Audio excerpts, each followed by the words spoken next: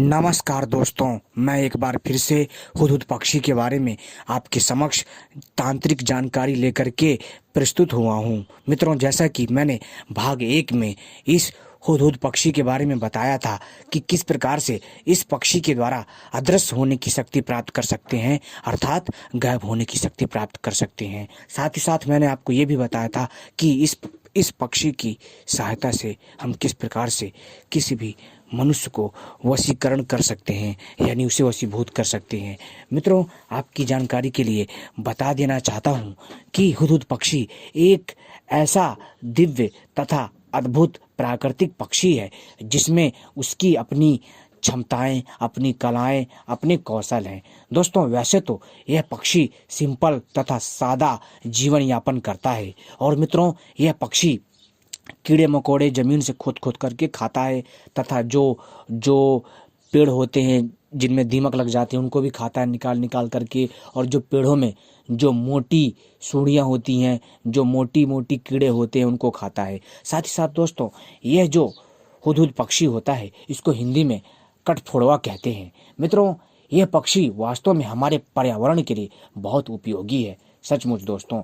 लेकिन दोस्तों, बहुत कम लोगों को पता है कि इस पक्षी के तांत्रिक फायदे हैं। वैसे तो दोस्तों, यदि आप देखेंगे कि तांत्रिक होता क्या है और तांत्रिक का अर्थ क्या होता है। मित्रों, तांत्रिक मार्ग एक ऐसा मार्ग है जिसके मार्ग पर चल करके मनुष्य आसानी से किसी भी कार्य को अंजाम दे सकता है।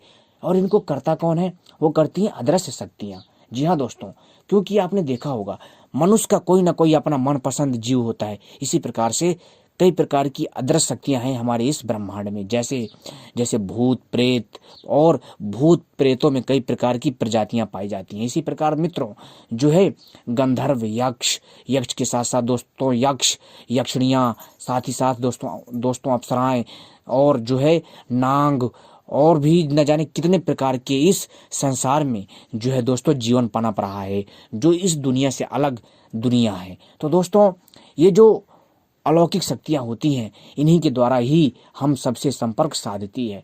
क्योंकि दोस्तों, जिस प्रकार से हम मोबाइल का सहारा लेकर के किसी दूसरे मनुष्य से वार्तालाप करते हैं, इसी प्रकार से हम मानव जाति के लोग जो भी तंत्र मंत्र में विश्वास रखते हैं, वो लोग भी ऐसी मान्यता रखते हैं कि वो इन पशु पक्षियों के माध्यम से वो इन अलौकिक शक्तियों तक अपनी बात पहुंचा करके अपनी इच्छाओं की पूर्ति करवाएंगे। दोस्तों, यहाँ पर मैं किसी भी जीव जंतु की हत्या को प्रमोट नहीं करता। मैं किसी भी जीव जंता की, जी हाँ दोस्तों, मैं किसी भी जीव जंतु की हत्या का विरोधी हूँ। जो भी मनुष्य अपने वीडियो के माध्यम से किसी भी जीव की हत्या करने के लिए प्रेरित करता है, मैं कभी भी उसका साथ नहीं देता। जी हाँ दोस्तों, क्यों? क्योंकि ईश्वर ने हर एक जीव को बनाया है और उसका जीवन है, और उसको हमें जीना देना चाहिए, और हमारा अधिकार नहीं है कि हम उसके जीवन को छीने। लेकिन दोस्तों, यदि बिना किसी को नुकसान पहुंचाए, जी हाँ दोस्तों, यदि किसी, जी हाँ दोस्तों, कहने का अर्थ है कि बिना किसी जीव को नुकसान पहुंचाए यदि आपको लाभ मिलता है तो लाभ लेने में कोई बुराई नहीं है। लेकिन शर्त यह है कि आपकी हरकत से उस जीव की, जी हाँ दोस्तों, उस जीव की ना तो हत्या हो, ना उस जीव को कोई चोट पहुंचे। क्योंकि दोस्तों, कि अगर किसी भी जीव को यदि आप चोट पहुंचाकर उसकी हत्या करके यदि आप अपना लाभ उठाना चाहेंगे तो आपको लाभ नहीं मिलेगा, बल्कि आप पाप के भागीदार बनोगे और आपका बुरा हाल होगा और आप परेशान रहेंगे। मित्रों, हमारा मकसद है आपको सही और जो प्राचीन जो तंत्र सार की जो जानकारी थी वो बताना था। मित्रों, हमने बताया था एकदम बहुत ही आसान प्रयोग। जी हाँ दोस्तों, वैसे तो दोस्तों हमारे पर्यावरण के लिए हर एक जीव बहुत उपयोगी है। जी हाँ दोस्तों, आपको मालूम है कि आए दिन, जी हाँ दोस्तों, बड़ी तेजी के साथ जंगल कट रहे हैं। जी हाँ, जंगल कट रहे हैं। जंगल कटने के साथ साथ दोस्तों, जो बहुत सारे लोग जो बड़े बड़े जो शिकारी होते हैं, इन पक्षियों का भी शिकार करते हैं। जी हाँ दोस्तों, क्यों? क्योंकि कई लोग जो है इनका गोश्त खाते हैं। किसके लिए? शरीर के लिए। जिस प्रकार से आज मुर्गा खाया जाता है बहुत ज़्यादा, कई लोग जो है इस पक्षी को भी खाते हैं, लेकिन हर जगह नहीं खाते, ठीक है। लेकिन दोस्तों, हम यहाँ पर जो है ये कहेंगे कि हमें इन पक्षियों को बचाना चाहिए, और हो सके तो दोस्तों, गर्मी का मौसम चल रहा है, अपने छत पर या फिर किसी पेड़ के या फिर किसी पेड़ के ऊपर जो है रस्सी से एक प्रकार का फंदा तैयार करके उसमें भी पानी रखना चाहिए। और हो सके तो नदियों के किनारे, तालाब के किनारे तो रखने की आवश्यकता ही नहीं है, क्योंकि दोस्तों वहाँ ऑटोमेटिक वहाँ पानी रहेगा। लेकिन दोस्तों इस टाइम पर तालाब, नदियाँ भी सूख जाती हैं। तो दोस्तों हमें क्या करना है कि हमें अपने घर के आसपास जो भी एरिया क्षेत्र है वहाँ पानी की मात्रा रखनी चाहिए, वहाँ पानी भरकर रखना चाहिए, ताकि जो भी जीव जंतु है दूर दूर से उड़ करके आता है पानी की तलाश में, वो पानी पी करके अपनी प्यास बुझाए और आपको प्रार्थना दे, दुआ दे, ताकि दोस्तों आपको उन पक्षियों का आशीर्वाद मिले। दोस्तों ऐसा करने से दोस्तों उन पक्षियों का जीवन बचेगा। आपको नहीं पता कि गर्मियों में हजारों लाखों करोड़ों पक्षियों की मौत हो जाती है। किसके कारण? गर्मियों के कारण। जी हाँ दोस्तों।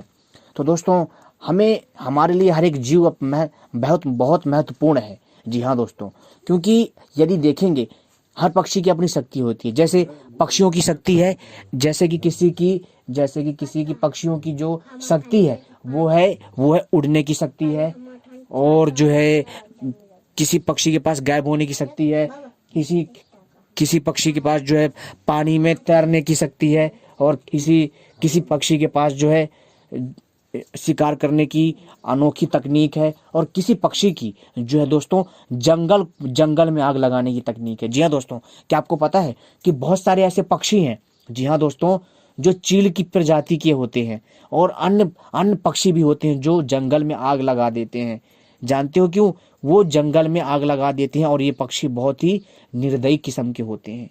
जंगल में आग लगा देते हैं ताकि जो भी जानवर जंगल में जल जाएगा, और दोस्तों तो वो अधजला जो जानवर वो मर जाएगा, और फिर इन पक्षियों को मांस खाने को मिलेगा। जी हाँ, आपको सुनकर हैरानी हो रही होगी, लेकिन ये बात सत्य है। इस संसार में हर एक जीव की एक अपनी प्रतिभा है, एक अपनी कला है, और कई जीवों में तो दोस्तों अद्भुत शक्तियां हैं। जी हाँ दोस्तों, वह पक्षी दोस्तों ऐसे पक्षी हैं कि मैं आपसे क्या बताऊं, जो कि हम समय समय पर लाते रहेंगे। लेकिन दोस्तों यहाँ पर हो रही थी हुदहुद पक्षी की बात, यहाँ पर हो रही थी कठफोड़वा पक्षी की बात। कठफोड़वा जो पक्षी है वास्तव में बहुत ही अद्भुत पक्षी है। कठफोड़वा पक्षी जो कि मैंने बताया, कठफोड़वा पक्षी से किस प्रकार से अदृश्य होने की शक्ति पाई जा सकती है, तथा इससे वशीकरण तथा वशीभूत भी किया जा सकता है। लेकिन दोस्तों हमने आपको जायज तरीका बताया है, जायज उपयोग बताया है, जायज प्रयोग बताया है, जिसके माध्यम से कोई भी मनुष्य आसानी से लाभ ले सकता है। लेकिन दोस्तों ध्यान रखिएगा, कोई भी मनुष्य यदि बलि के लिए या किसी जीव की हत्या करने के लिए प्रेरित कर रहा है, तो दोस्तों ये समझ जाइए कि वो बहुत ही उग्र साधना है, बहुत ही शैतानी साधना है। उस शैतानी प्रयोग को ना करें। ऐसे अगर आप शैतानी प्रयोग को करेंगे तो वह शैतान आपके ऊपर भी हावी हो जाएगा, और वह शैतान आपके काम को बिगाड़ देगा। तो इसलिए ऐसे काम मत करिएगा। हमारा मकसद था कि हम आपको जो भी नॉर्मल बातें होती हैं, जो भी नॉर्मल हो या फिर तांत्रिक बातें हैं, सारी बातें बताते हैं जो आपके ज्ञान में वृद्धि करता है। मैं एक चीज़ और बताना चाहूँगा यहाँ पर, यदि आप हुदहुद पक्षी को, जी हाँ दोस्तों, यदि आप हुदहुद पक्षी को अपने घर में पाल लेते हैं, जी हाँ, तो दोस्तों आप यकीन मानिए आपके घर में जो भी नकारात्मक ऊर्जा होगी, जो भी किया कराया होगा, वो दूर हो जाता है। ऐसी धारणा है, मान्यता है, ठीक है। लेकिन दोस्तों हमें यहाँ पर यह भी सोचना है कि हमें इन पक्षियों को बचाया कैसे जा सकता है, कि हम जंगलों को काटना बंद करें, और जो भी जंगल काटता है हम उसे रोकें, तथा जो भी आपके यहाँ नदियाँ सूखी पड़ी, जो तालाब पड़े हैं, तो हमें क्या करना चाहिए कि जो ट्यूबवेल होता है, जो बोरिंग का पानी होता है, उसको जो है हमें वहाँ पर भरना चाहिए, ताकि इन पक्षियों की मात्रा बढ़े। दोस्तों आज भी देखोगे ना, शहरों में इस पक्षी की आबादी नष्ट हो चुकी है ही नहीं है। ये आपको यह पक्षी केवल गाँव में मिलेगा, गाँव में, देहातों में, पहाड़ी क्षेत्रों में मिलेगा। क्योंकि वहाँ के लोग जो है इस पक्षी को मारते नहीं हैं। अगर वो लोग प्रयोग करते भी हैं तो इस पक्षी के अंश को लेते हैं। जैसे इस पक्षी का उड़ते हुए पंख गिर गया, या फिर जो इस पक्षी को कुछ खिलाना है, तो मतलब इस प्रकार से वो जो तांत्रिक प्रयोग करते हैं। और इस पक्षी जहाँ पर यह पक्षी घूमता फिरता है वहाँ की मिट्टी उठा लेंगे, ठीक है दोस्तों। तो मतलब वो ऐसे प्रयोग करते हैं, यानी कि नॉर्मल, यानी कि बिना किसी को नुकसान पहुंचा करके लाभ लेना ही अपने आप में बहुत अच्छी बात होती है। समझ रहे हो दोस्तों जो मैं कहना चाह रहा हूँ। वैसे दोस्तों ये पक्षी सिंपल पक्षी है, और जो जानता नहीं है तो सिंपल पक्षी तो है ही है। लेकिन दोस्तों इसके जो वास्तव में जो तांत्रिक प्रयोग है हैरान कर देने वाले हैं, जो कि हमने बताए, वो भी सादे और सिंपल प्रयोग है, ठीक है। और इसमें ज़्यादा कुछ कर्मकांड करने की आवश्यकता नहीं है, बहुत ही सात्विक और बहुत ही आसान और तांत्रिक प्रयोग है, ठीक है, हम कभी भी खराब प्रयोग नहीं लाते हैं और किसी भी जीव हत्या को प्रेरित नहीं करते हैं, चाहे कोई भी हो। समझ रहे हो मित्रों? तो हमारा यही कहना है कि जो मैं आपको प्रयोग बताता हूँ अपने वीडियो के माध्यम से वो सही, और जो भी प्राचीन पुस्तकें होती हैं जो भी तंत्र मंत्र की, तो उनमें से हम थोड़ा बहुत छांट छूट के बताते हैं ताकि आपके ज्ञान में वृद्धि हो सके। हमारा काम है आपको बताना कि भैया प्राचीन काल में ऐसे ऐसे होता था, तो हम आपको वही जानकारी देते हैं। मैं अपने साइड से कुछ नहीं बताता, जो उन पुस्तकों में लिखा गया है वही मैं भी आपके समक्ष प्रस्तुत कर रहा हूँ। लेकिन दोस्तों मैं आपको उचित बातें बताता हूँ, ना कि गलत बातें, ताकि आप लोगों को भी सही जानकारी हो, आप लोग भी उस चीज़ को समझें। वैसे दोस्तों आप देखेंगे आजकल के युग में पाखंडी बहुत हो गए हैं। क्यों?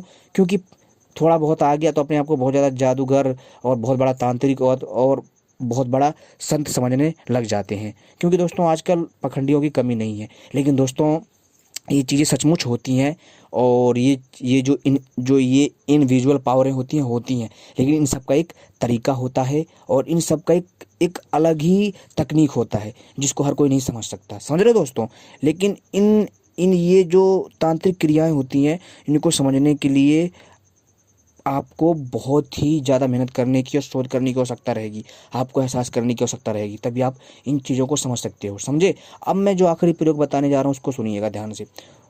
यदि आप, जी हाँ दोस्तों, यदि आप हुदूद पक्षी यानी जिसको कठफोड़वा कहते हैं, यदि आप इस पक्षी को, अगर आपके आसपास ग्रामीण क्षेत्र में रहता है, यदि आप इस पक्षी को रोज़ चावल और दाने खिलाते हैं, रोज़ खिलाइए, तो दोस्तों यकीन मानिए।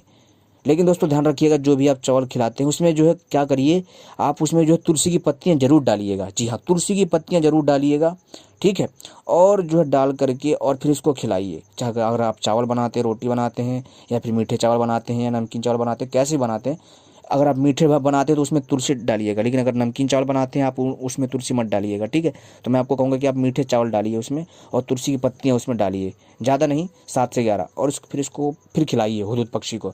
और जो भी आपकी मनोकामना मन में धारण करके उस भोजन को उसके लिए दोस्तों भेंट के स्वरूप में प्रदान कीजिए, उसकी पेड़ के पास रख करके चले जाइए। ऐसा रोज़ करिए दोस्तों, यकीन मानिए दोस्तों, आपकी जो भी मुराद होगी, जो भी इच्छा होगी, 1 महीना से लेकर के 3 महीने के बीच में पूरी होगी। तो दोस्तों ये था, ये दोस्तों ये प्रयोग आजमाए हुए प्रयोग हैं, आप भी कर सकते हैं, ठीक है दोस्तों। कोई भी मनुष्य हो, हर मनुष्य जानकारी को, कोई भी जानकारी हो उसको विस्तार से थोड़ा बढ़ा चढ़ा करके ही बताता, समझ रहे हो। लेकिन हमारा काम है कि आपको बताएं, ऐसा नहीं है कि हम आपको थोड़ा बताते नहीं हैं, हम भी ऐसे ही करते हैं, लेकिन हमारा जो एक मोटिव होता है ना, आपको एक तकनीक, एक रास्ता हम वो बताते हैं ताकि आपके ज्ञान में वृद्धि हो सके। तो उम्मीद करता हूँ आपको ये जानकारी पसंद आई होगी, और ऐसी ही अनेकों जानकारियाँ हम लाते रहेंगे। फिर भी कोई आपके मन में कोई भी सवाल हो, जो भी बातें हों, जो भी तथ्य हो, आप हमसे जो है कर सकते हैं। एक बात और बता दूं दोस्तों, अगर, जी हाँ दोस्तों, अगर आपको इस पक्षी के, जी हाँ दोस्तों, अगर आपको इस हुदूद पक्षी के नाखून मिल जाए, जी हाँ दोस्तों, अगर नाखून मिल जाए, आपको काटना नहीं है, नाखून मिल जाए, कैसे मिलेंगे? जो टूटे हुए हों। जब ये पक्षी घोंसले में रहता है तो वहाँ पर जैसे ये नाखून, जैसे उस जहाँ पर इस कठफोड़वा का जहाँ घोंसला होता है, तो वहाँ पर ये कई बार अपने नाखूनों का प्रयोग करता है, तो इसके नाखून टूट जाते हैं। अगर टूटे हुए मिल जाए, वो अद्भुत होते हैं। और उन टूटे हुए नाखूनों को एक धागे में प्रयोग करके किसी बच्चे को पहना दिया जाए, तो दोस्तों बच्चों को नज़र नहीं लगती, ना तो नज़र लगती, ना वो बच्चे रोते, ना किसी प्रकार की समस्या आती। बस टूटे हुए होने चाहिए, काटने नहीं है, काटने से वो काम नहीं करते हैं, इस चीज़ को ध्यान रखिएगा, ठीक है। तो दोस्तों उम्मीद करता हूँ ये जानकारी पसंद आई होगी। धन्यवाद।